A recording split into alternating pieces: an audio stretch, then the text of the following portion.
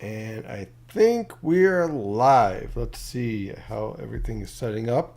We are live on Instagram. We are live here. I think you guys can see me. Already some good questions coming in on the live chat I can see. Yep, and it looks like we're good on YouTube as well. Refresh that as always. Okay, so we have a lot to talk about here tonight as there is a lot going on in the world of weather. We're already getting some good questions. I could see Card is already issuing some good ones already. So, good evening, everyone. I hope you have enjoyed June so far. I hope you've enjoyed the relative lack of humidity, lack of excessive temperatures and hot conditions, the lack of widespread severe thunderstorms, because we are about to change and change in a big way as true summer starts to show up. And boy, things are going to get real interesting around here on a variety of levels. So, with that, we're going to talk about possibly some tropical mischief in the Atlantic. Why I am not so gung-ho on this development, but I can see some potential there. The potential for thunderstorms this Friday evening, which could be rather strong. The potential for me to lose my insanity with the Mets, by the way. Looks like they're winning for now. We'll see. And also the evolution of this pattern, of course, taking all of your questions as well. So first and foremost, I want to share a couple of cool things. As you know, I am a certified digital meteorologist. And for some of you guys who are new to meteorology or who are students or you're getting ready to go to college and stuff like that, one organization I strongly suggest joining is the American Meteorological Society, which I'm a member of. And of course, I also have the Certified Digital Meteorology insignia. And one of the things that they do, which is really cool, is the conference of broadcast meteorology, and it's the 7th conference on weather warnings and communication. This is a great way to meet other meteorologists, learn about the latest technologies, the struggles, success, and something that I plan on going to at some point in my career, something that I've always wanted to go to, especially the AMS conference. One day I definitely got to do that. I've watched it online plenty of times, but I would love to go there in person. So just want to say hello to all you guys out there who are at the conference, who might be watching. And if you are a student, I would strongly suggest joining the organization because it actually helps quite a bit in terms of your career growth, and all that good stuff. So a lot of people always ask me, hey, if I'm interested in meteorology, what is the first thing I should do in college?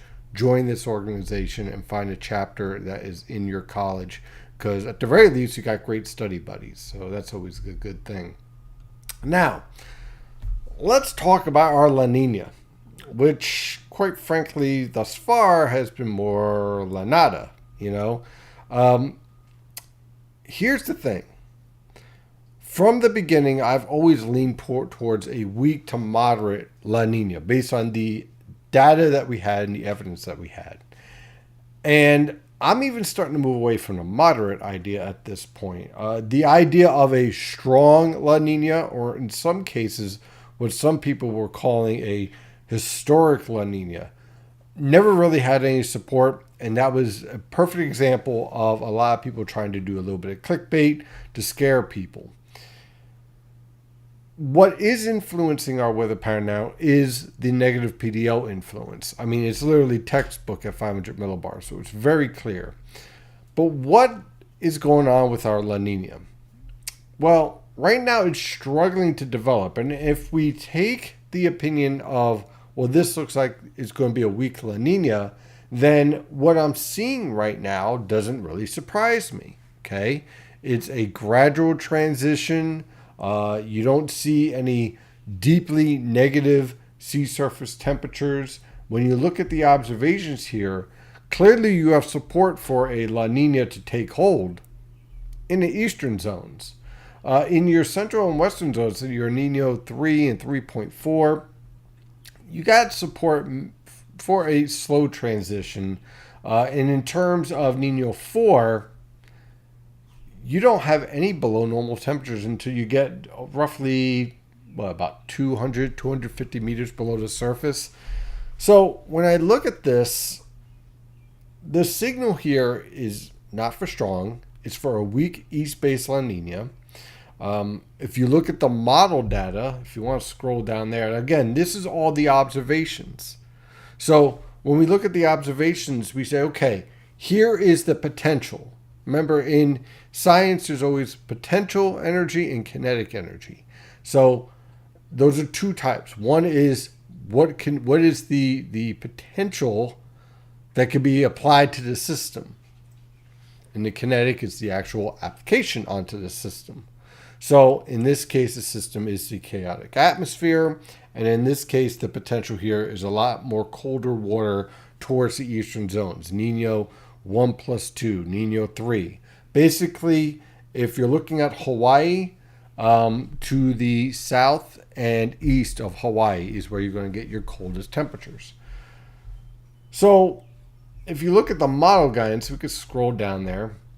I do apologize for the scrolling, but it's a good source of information. If you're interested, it's at cpc.ncep.noaa.gov. You could pull this information. Again, totally free. Well, somewhat. It's your tax dollars, but you already paid for it. So if you want to check it out, please do so and use it.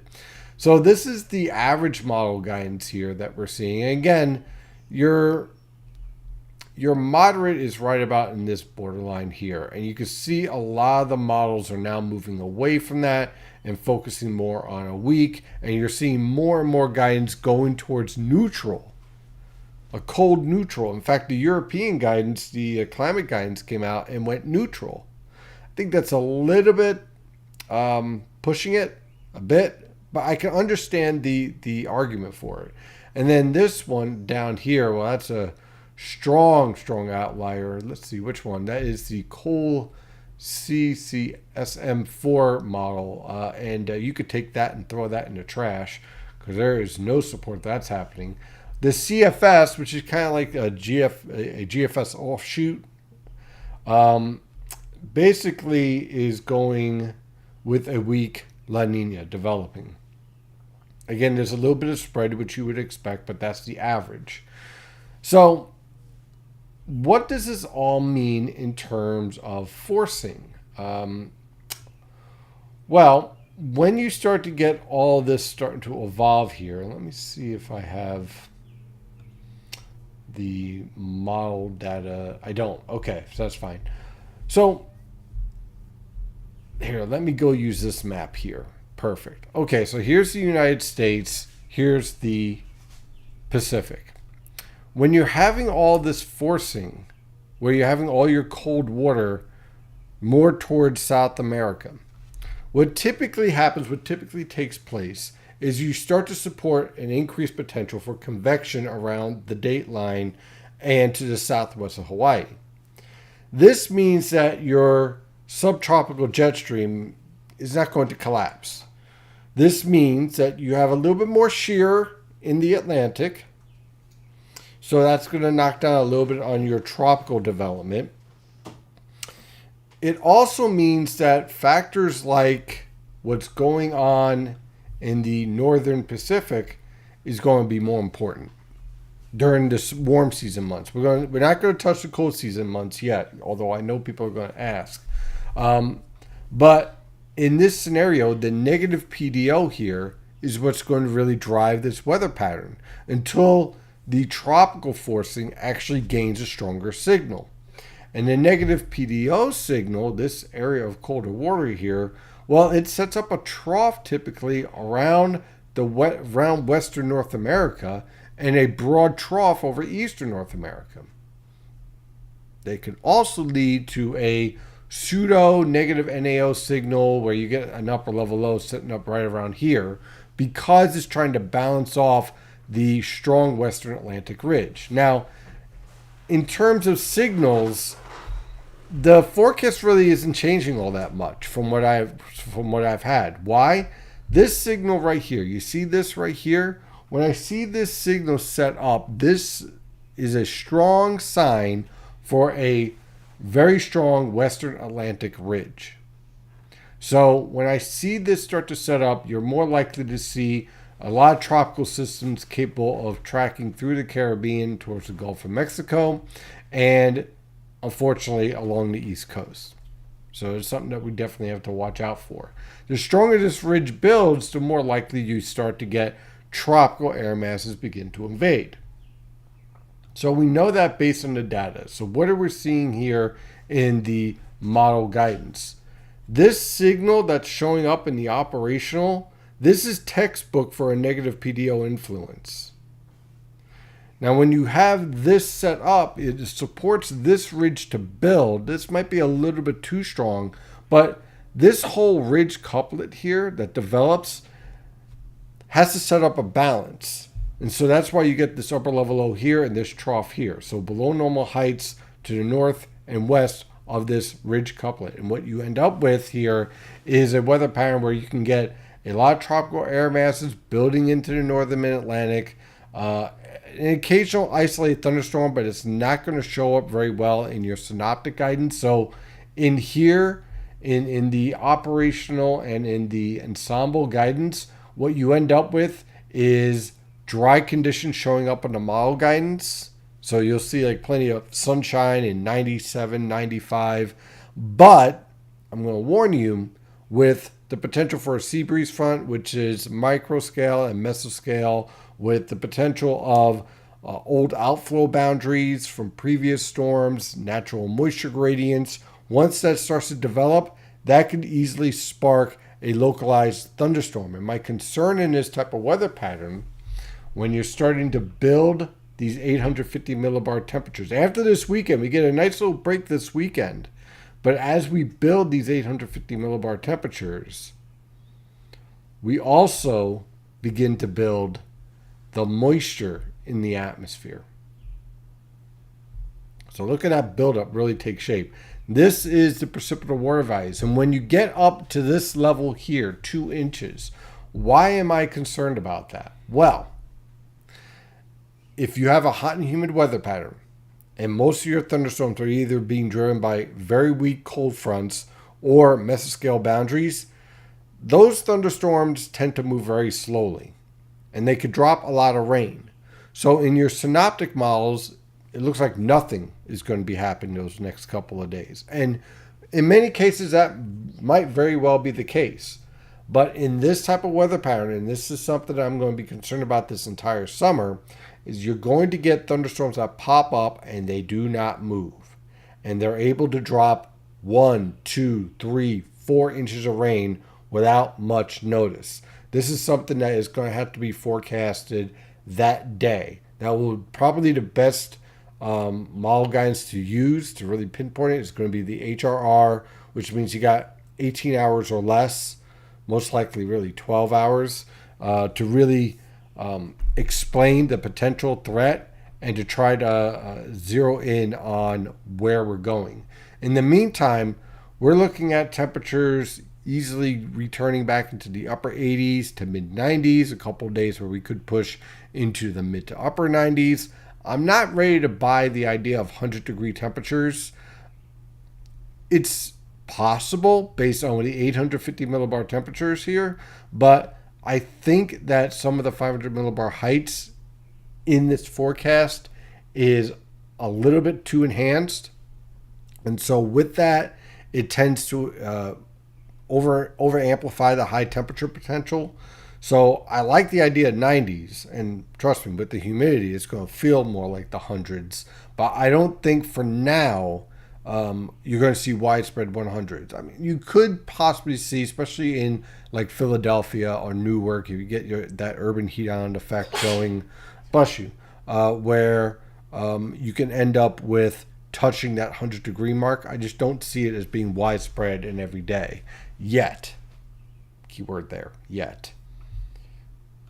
Now, in the meantime, we have the tropics starting to get this stuff going. So we're starting to see the pattern evolve. We're starting to see, again, right around June 15th. I said this in the summer forecast and in the June forecast. The middle of June is going to be a transition period, and that's exactly what we're seeing. Now, right now, we're seeing something very interesting here. A lot of strong short waves coming off of the African coast.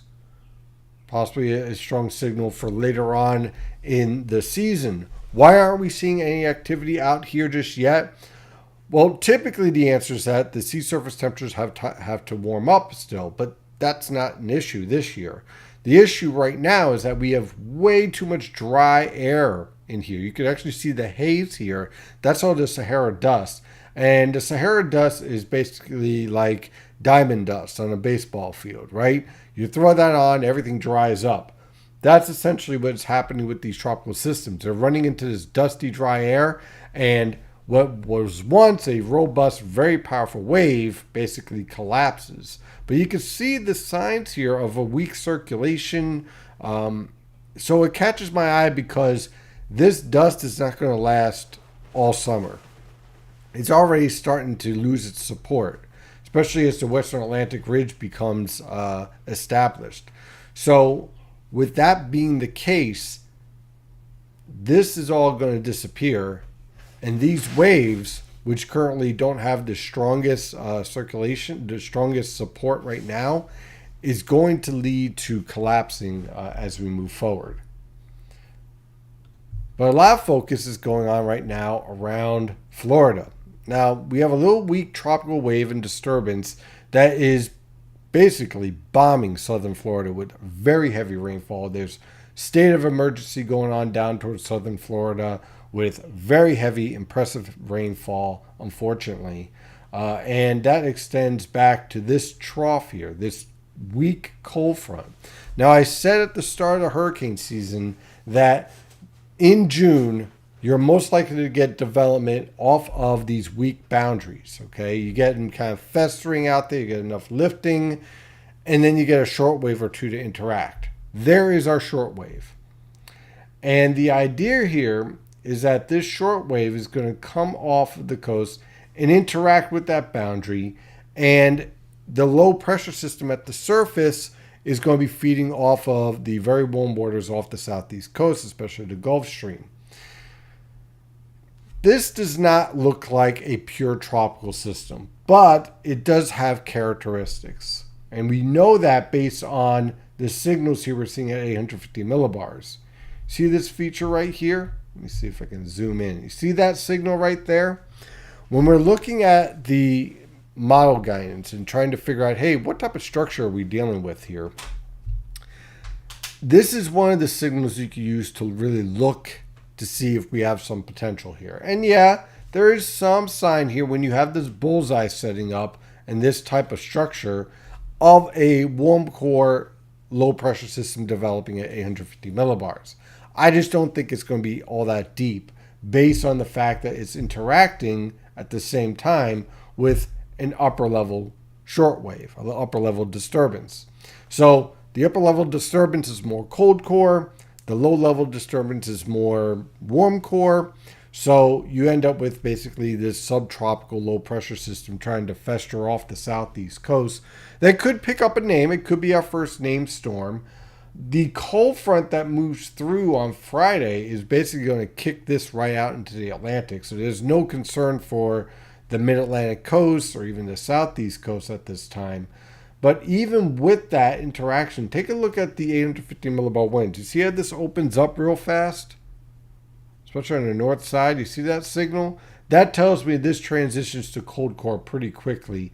And you could see that as the low pressure system is lifting to the northeast, and this is just off of the North Carolina coast, what this would tell me here is that this is most likely going to transition to a warm seclusion, which is a structure kind of like a cold core. We have a lot of different structures in storms. A lot of people just know cold core, nor'easters, warm core, hurricanes, but there's a lot in between. There's a big spectrum in between on the structure of these storms and how they interact.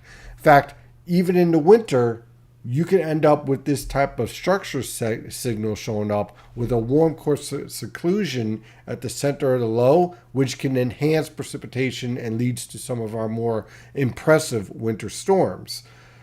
In this case, this is clearly a tropical low that loses a lot of its support because of the strong vertical wind shear. So I like the idea of this trying to form, but then getting eaten up and kicked out. There's support also for another disturbance along that same boundary in the Gulf of Mexico in about 7 to 10 days. Because of the ridge building right over basically the eastern two-thirds of the United States, and that easterly flow here setting up around the Gulf of Mexico, anything that develops is going to get shoved right into Mexico. It looks like a pretty heavy rainfall event for the end of this forecast period. So probably by the end of next week into next weekend, Florida, maybe southern Texas could end up with some heavy rainfall, but I don't see any type of strong tropical systems. Closer to home, it's quiet right now. We have an upper level low right over it. So that's why you have this low pressure system here. This is pretty cool, okay? When you have this little mid-level low pressure system moving around, you get some colder air aloft and some instability. So you have a little bit of rising air. And you end up with this low pressure system that I always kind of joke, it looks like almost like an octopus. You know, it's just kind of all these little weak short waves spoking out from the center of the low. And this is a very weak representation at the surface of the upper level low. As you can see, not much in the way of precipitation with this at all. So we're not seeing a lot of strong lifting. You can see on the infrared satellite picture, not all that much lifting at all. All your cold cloud tops are, well, down here, unfortunately. And then you have another stronger short wave, not really that strong, here over the Great Lakes.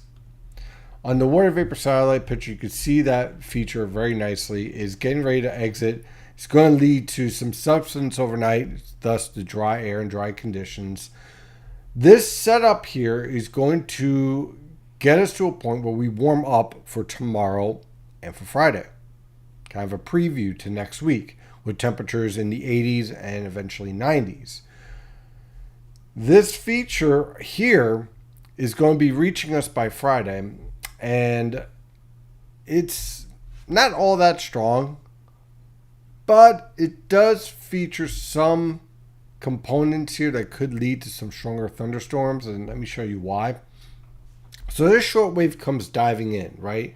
And your 850 millibar temperatures are already pretty warm to begin with. Okay, so you have your temperatures pushing into the 80s and 90s, plenty of instability in the atmosphere, and you have this short wave coming in.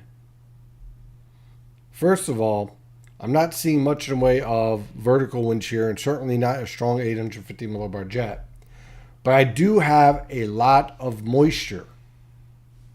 So what does this tell me? Well, if I'm looking at the synoptic models, it tells me I'm going to have a lot of moisture lift in with a short wave coming in with dry air aloft. This is most likely a threat of downburst wind gusts. So I take a look at the latest SKUT. This is from Tropical Tidbits. And I take a look at this SKUT, and when I study it, the first thing that really stands out to me is this right here. This pocket of dry air. So you're going to have tropical moisture getting lifted in an unstable environment with the Cape around 1,100, 1,500, somewhere in that ballpark. And while you don't have a lot of vertical wind shear, you have the potential for a lot of this moisture to be lifted into this dry column. And when it does, it condenses and slams down. This leads to what we call downburst wind gusts, which leads to wind gusts at the surface coming out from this thunderstorm. It basically comes down like this, right? So when it does that, it sets up an environment where you can have thunderstorms producing wind gusts over 55 miles per hour. You could also set up an environment for small hail. So I would not be surprised if we get a few severe thunderstorms out of this. And the way that looks in the model guidance is like this, where you get this line here. It's a singular line not really much support for supercells here. I like the idea of this line being a linear line. I would not be surprised if we get some tornado warnings on the radar via mesoscale lows trying to form. When you have this downburst wind gust process happening, you can start to get these spin ups in the middle parts of the thunderstorms, creating mesoscale lows. And the way that we warn for tornadoes now, it used to be, hey, look, I see a tornado, warning, there goes the siren, which was very inefficient, but it was the best we have. Now what we have is the ability to see turning within the thunderstorm. Sometimes this is a signal for tornadoes, and other times it's a signal for a strong mesoscale low within the thunderstorm. So you get this mesoscale low, and what happens with this mesoscale low is that it enhances the thunderstorms. So you get these signals like this and like this. They don't produce tornadoes, but they do produce a circulation that leads to more rising motion, which leads to a stronger hail shaft, normally on the northern, or should I say the eastern side of the circulation. Very intense rainfall, and because of the high moisture content with the thunderstorms, with the high precipitable water values, it also leads to more frequent lightning. So personally, we're making plans to get our stuff done early and then spending the evening at home on Friday, because no one wants to be out in a severe thunderstorm. And most likely I'll be doing updates anyway. So this is going to be a bit of a nasty line, and it's going to be able to produce some very heavy downpours. It's going to be moving at a pretty good clip. So unfortunately, right in the middle of the evening rush hour, but it's going to be clearing out pretty quickly. You'll get this weak secondary line, but by the time this starts to really kick up, your instability's gone, and you'll just have some lingering showers and a thunderstorm or two passing through with just some flashes, and that's about it. But it certainly looks like Friday evening is going to be very active. The evening rush hour is not going to be pretty. If you do have any outdoor plans, going to baseball games or anything of that nature, do plan for delays. And then after that, our Bermuda high starts to get itself established. And this signal here, just to kind of go back to what I was talking about, this is pretty impressive on the European that it's able to pick this up. So what you have here in the afternoon is a lot of humid air coming up from the Gulf of Mexico. You're not really seeing much in the way of any type of cold fronts, right? It's just all these little weak mesoscale boundaries that the Malgans is trying to pick up. You have the influence of the Appalachian Mountains. You have the influence of urban heat island effect, the sea breeze front. So I wouldn't trust the details, but I like the idea here. And I like the potential here where we can end up with a few pop-up thunderstorms to create some havoc with all of this heat as well. And there's that little weak tropical low I was talking about moving into Mexico. So with that, went over everything I wanted to talk about. Now, let's answer all your questions. Of course, as always, we start off with everybody from the premium location, premium chat. We get all your questions answered, and then I check out to see the latest on YouTube, which looks a little bit less active tonight, but that's okay. And then we'll see if we have anything else on X and whatnot. So let's see. And Facebook too. Oh, we have stuff on Facebook too? Somebody has something. Oh, sweet. Okay, we'll get to it in just a minute. Awesome. Thanks, hon. Let's see here. Do you think the upcoming summer pattern will feature favorable conditions for greater number of derechos to form on the edge of the ridge? Do you think it'll be positioned that will be the ring of fire? Yeah. So let me pull back up the model guidance here that I was using. And, we'll use the 500 millibar. Perfect. Okay, so if you start to get sustained ridges showing up like this, sorry about that. Now YouTube's starting to jump. Okay, so if you get this type of setup like this, and I'm not saying this is 100% going to happen. It could be a little bit different, in terms of the details. But when you do, you're going to get these little weak short waves. Like you see this little kink right here that can lead to and spark thunderstorms and derechos dropping in from the Great Lakes. It's one of the concerns I had with this pattern. As the Western Atlantic Ridge becomes more established, you're going to see these cold fronts coming in from the Hudson Bay and dropping in towards our region, running into this ridge, and it's going to basically run into a brick wall. And when it does that, unfortunately, that's when we have our best potential for some impressive severe thunderstorms. Sure looks like the subtropical jet stream is hanging on. It's going to fight, that is for sure. With us having a weaker La Nina, that's going to mean that our subtropical jet stream is going to be a issue. That also is going to be a very interesting factor when we go into the winter months and the fall months. I'm getting a little ahead of myself here, but it certainly has caught my eye, and it's why the extreme forecasts, like 26 storms and stuff like that, may be running into some issues because of that factor. Let's see. Steve, if the weak La Nina to cold neutral possibility verifies, will the Atlantic Ridge be weaker than was first thought, and will it be more variable, basically waxing and waning based on the particulars of tropical convection at the time of strength of the PDO?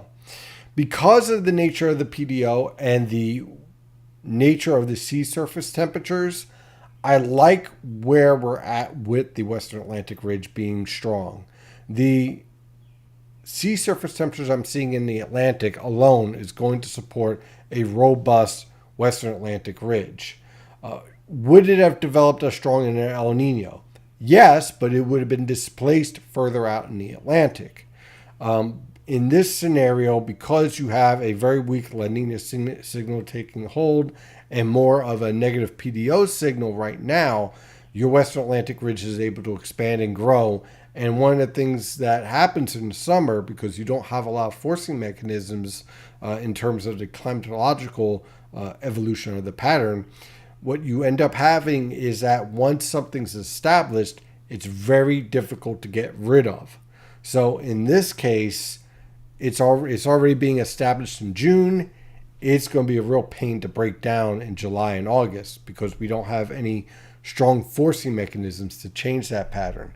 It can happen. It's just going to take longer to happen.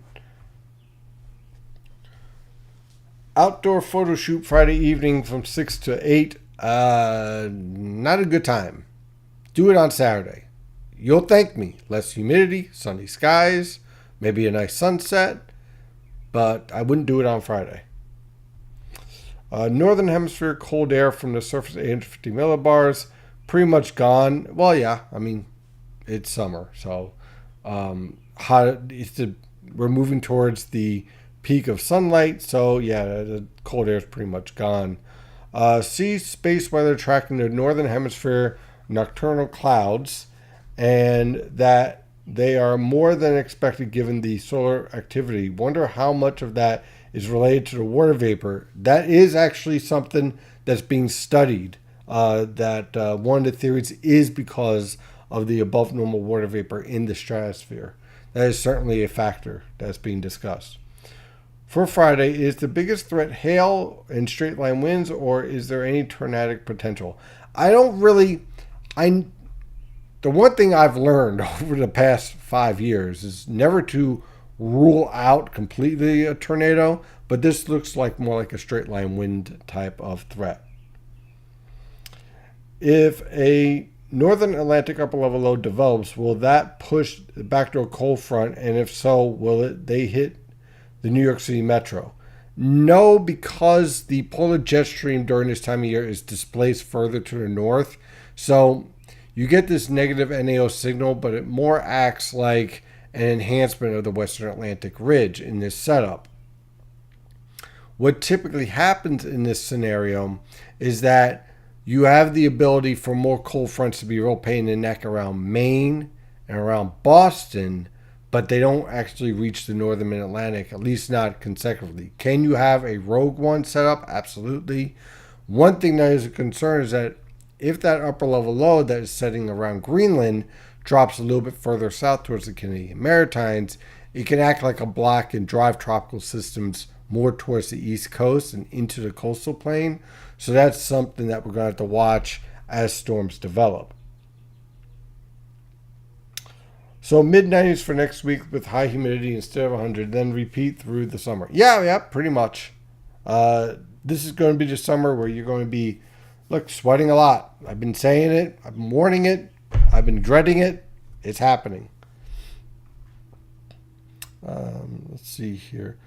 What do you expect the convective temperatures to be during the hot and humid weather next week? I usually like doing that day to day, but it looks like something like somewhere between 93 and 96, depending on the environment that we're talking about.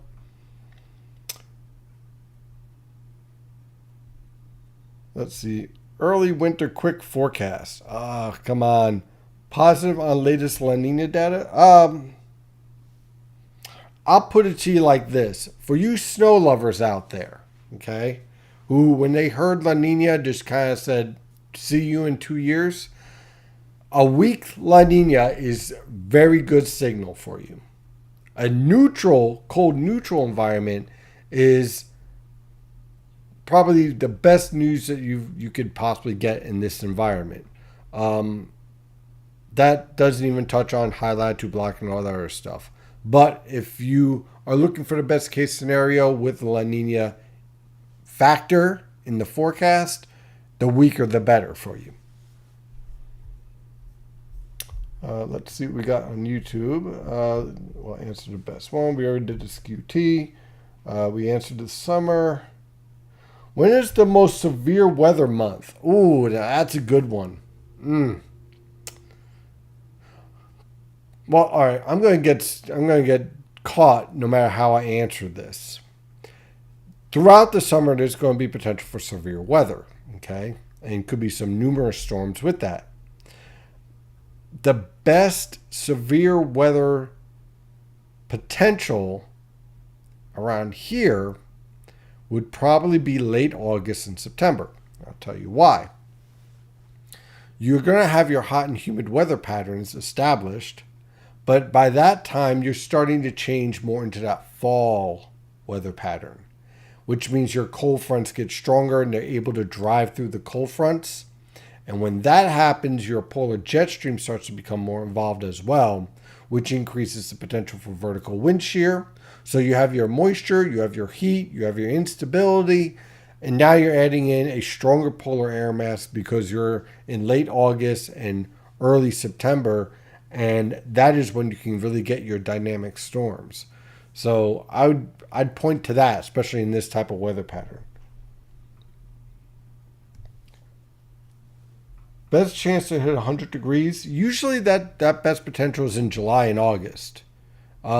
Much like with a cold weather pattern where cold air masses, when they initially come into the winter, they modify because you haven't established an environment yet.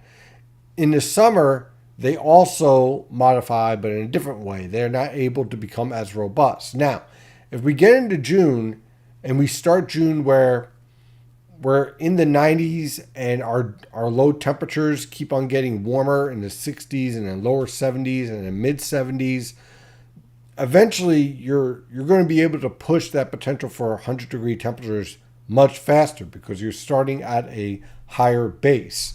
So that's certainly a factor to consider. Let's see here. We answered the thunderstorm threat. Is there going to be any issues with wildfires or potential smoky skies like last summer? No, and the reason why is because of the orientation. Let me go back to this map real fast. Okay, last year, this upper level low was down here, and so you had more of a northerly flow coming in. So all that horrible smoke that was setting up around Ontario and Quebec that got driven right into our neck of the woods was able to remain sustained there. This year, our wind patterns are coming in from the west and the south. So unless we get a pretty good forest fire down here, which I don't expect, because we actually put out our fires in the United States, we will not have that type of impact. That type of impact usually takes place when you get a northerly or northwesterly sustained upper level wind to drive that type of smoke into the United States. In this case, a lot of the forest fires are developing out here. That smoke is heading right out into Quebec and Labrador.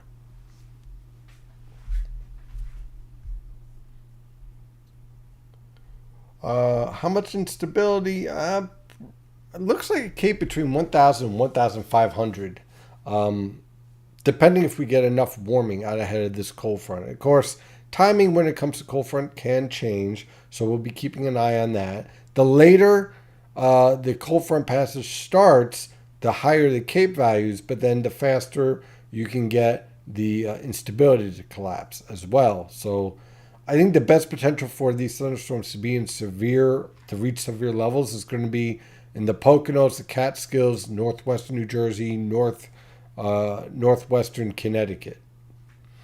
And anything on X or Facebook? Yep, looks like we got a couple things. What do we got here? Will the next weekend be hot too? Most likely, yes. That's how it's looking right now. Will storms be strong or severe? Both.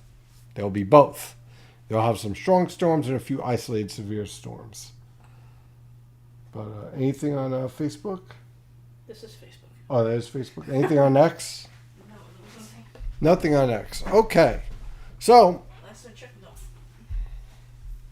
let's see what we got here in the premium chat. Let's see. For winter, if the PDO stays the way it is, it seems like it might overwhelm any La Nina and cold neutral signal.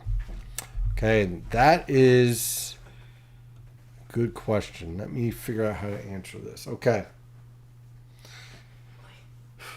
The negative PDO influence on the weather pattern in cold seasons is not the same as warm seasons. In the warm season, okay, you don't have a lot of forcing mechanisms. Now, I'm not saying that the negative PDO doesn't matter. I'm just saying it stands out a lot more during the summer months in this type of scenario. By the time we get to the fall and winter, we should have a stronger La Nina signal. And when I mean stronger, I mean that it would actually be established by then. Your SOI values would be more positive, not strongly positive, but just enough. And, Mets just hit a home run. Good for them. And you tend to get more of an influence not only from tropical forcing, but also from the stratospheric influences and the development on the polar jet stream. So this is why summer forecasting, I'm able to put out the forecast like that, and it's not as difficult for me. Because I'm dealing with maybe one or two forcing mechanisms. That's it. And then I have to figure out the mesoscale stuff, which is more of a day-to-day type of scenario to forecast for. When it comes to the winter, I have roughly about 10 different factors I have to consider that all create havoc, that all have complete chaos, that all interact with each other, and how they interact can influence the outcome of the winter pattern. And then you throw in whether or not the short waves themselves start to interact, and if that leads to a feedback that can set up a very stormy weather pattern even when you don't expect it, right? So you never want to take the impacts from the summer and then try to translate that to the winter. You could take that feature will be a factor, but how it impacts the weather pattern in the cold season months, you have to not only consider, yes, it developed, how is it interacting with the other forcing mechanisms in the atmosphere, and how are those interacting, and what is that leading to create high latitude blocking, or very progressive, fast-moving jet stream, so on and so forth. So, any signs of Western Pacific activity? No, surprisingly not so far. It's been quiet. In fact, really, all the tropics in the northern hemisphere have been very quiet, which is going to put some egg on some people's faces. Here's the thing when it comes to the seasonal forecasting. Stay away from extremes. You might get lucky and get the forecast right with an extreme forecast. But they're extreme for a reason. And I know, with climate change, people tend to jump the gun a little bit. But remember, while the Earth is warmer, it's not like as if it's 4 degrees Celsius warmer. So you have to temper some of these notions that where every year is going to be the most extreme ever, blah, blah, blah. So you got to be careful with that. And the Yankees are winning again. The one thing that's interesting about baseball now is that you could have teams win 100 games and all this stuff, and then you have a team like the Mets sneak in, or the Padres, what have you, and they just get hot for 2 weeks. There goes your 100-win season. Trust me, I know. It happened to me 2 years ago. So it's always funny. I just want my team to get in. Sneak in. Take everyone off. Take out the Phillies. And that annoying mascot. Let's see here.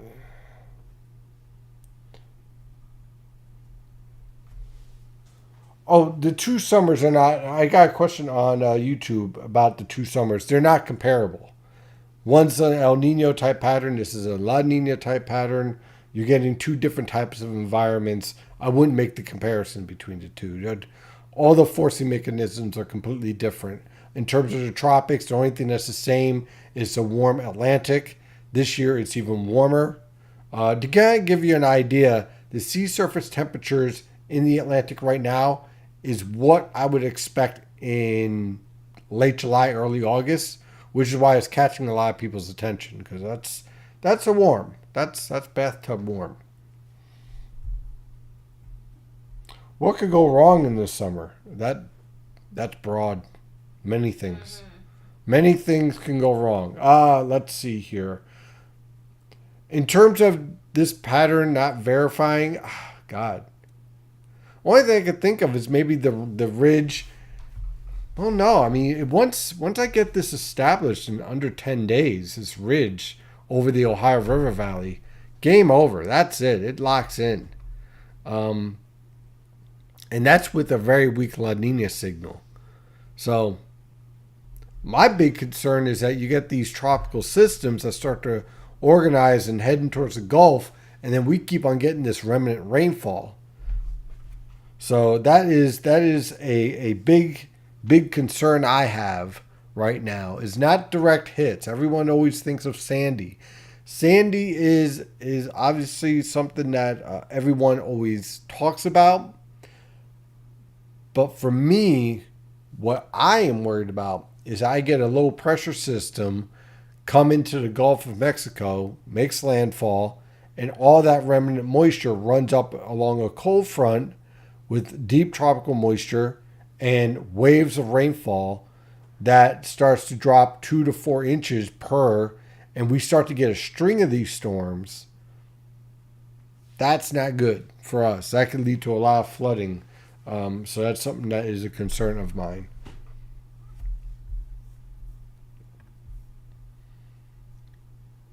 Any signs the negative PDO could break down? Doesn't look like it. I don't see any signals for that. Usually when the PDO sets up, it lingers for quite some time. So the way it's set up right now, I expect it to continue on into the winter and then start to break down thereafter. So, but of course, I always keep an eye on it. One thing that is true, and this isn't to get into a rant about climate change and whatnot, but I am noticing that some of the old rules in terms of forcing, in terms of timing, like the QBO, and it goes. This also includes volcanic impacts as well, like Tonga. Okay, this is also that as well. When you combine those factors, the old rules may not work very well. And I think that we're learning that with the past 2-3 winters when it comes to forecasting, where, hey, look, this rule equals this and that rule equals that. And you put it together and it should create this. And then those features don't act the way that they should because there's other factors, other chaotic issues that are changing the game while we're playing the game, which I love for the challenge of it, but I also hate because forecasting becomes far more difficult in the long range. But for those of you to ask, hey, why bother? Well, you can't improve and you can't pick out what those changes are by never trying, by never failing. The best way to learn, I know some people don't want to hear this. In our culture these days, no one wants to hear about failure. But the best way to improve is to fail. So that way you learn. And then when you learn, you can figure out what exactly is impacting, what's changing. Yeah, no, that's the other thing too, Card. It would help if the polar vortex split and went towards the United States rather than China or Europe. That also, and that again is a great example of chaos theory. You know, when you drop a little bit of water onto a ball, which way does it go? Try to forecast for that. That's probably one of the best ways to learn about forecasting. Take a drop of water, drop it on a ball, try to figure out where it's going to go, and then consider all the factors. It's difficult. That's one of the first things I did in synoptic meteorology as a freshman. They did that experiment, and they're like, this is what you want to do for your career. Want to change your mind? It's like, that's it. That's what it comes down to. Let's see here.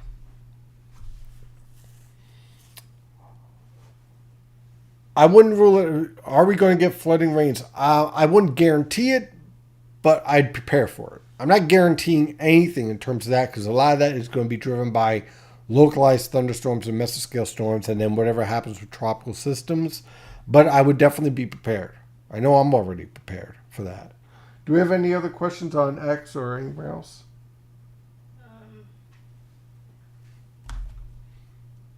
Facebook, they like your shirt. Thank you. They're huge. Thank you. I appreciate it. They also have criticism of you talking about the Phillies. I knew that was coming. Hey, look. All right. Anyone that doesn't know, the Philly Fanatics stole my popcorn as a kid. I never got over it. Because, look, I get that you have a mascot. I understand it. I got Mr. Met. You go to your game. He does a little fun thing. No mascot should steal a child's popcorn, especially popcorn that was perfectly buttered, perfectly set up, and ready to be eaten. Especially that you were a little kid. Was it like your first game or something like that? It was my first game, not my first Met game, but my first game outside of the Mets, like going to a different stadium. Outside of like New Jersey. Right. So I was going to the game for the first time. As a visitor rather than as the home team.